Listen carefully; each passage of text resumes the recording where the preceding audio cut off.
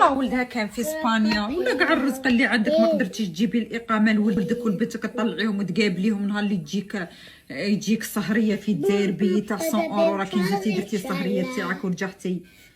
انتي نزلتيه قابلتيه بوعريبان، شباب يخرج منهم بوعريبان.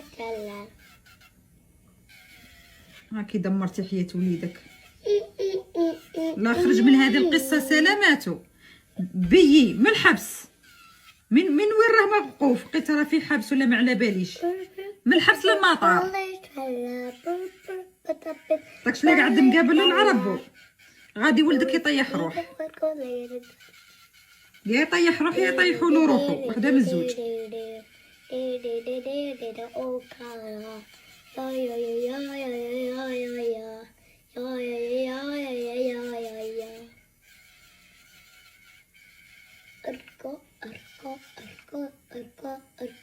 يا الدزاير فيها الدراهم، هي علاه قاعده في الدزاير قاعده تفكر تخرج ليله تجيب فيها 200 مليون، دير لك سهريه بريفي تجيب لك فيها 500 مليون.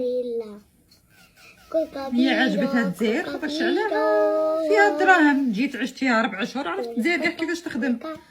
الدزاير فيها دراهم كي الزبل، مي الله غالب غادي تجيبها في ولادها.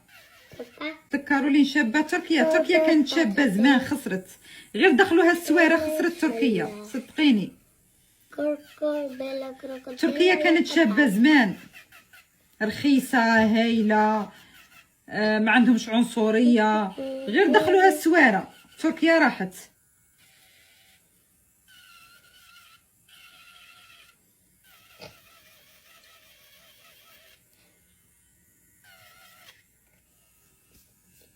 غير دخلوها السواره خسرت كاع هذيك الترك. بسم الله الرحمن الرحيم، اي بلاد يدخلها بوعربان يخسرها ويخرج.